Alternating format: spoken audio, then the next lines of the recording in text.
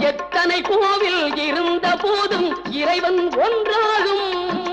எத்தனை கோவில் இருந்த போதும் இறைவன் ஒன்றாகும். இறைவன் ஒன்றாகும். இறைவன் படைத்த உலகை எல்லாம் மனிதன் ஆளுகின்றான்.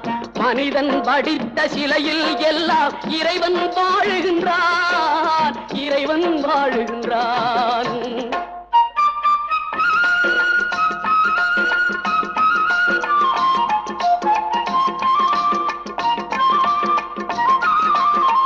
இசையால் அவனை இறங்க வைப்பது மனிதன் குணமாகும்.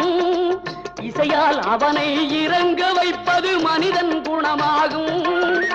இசையில் மயங்கி இறங்கி வருவது இறைவன் மனமாகும். இசையில் மயங்கி இறங்கி வருவது இறைவன் மனமாகும். இறைவன்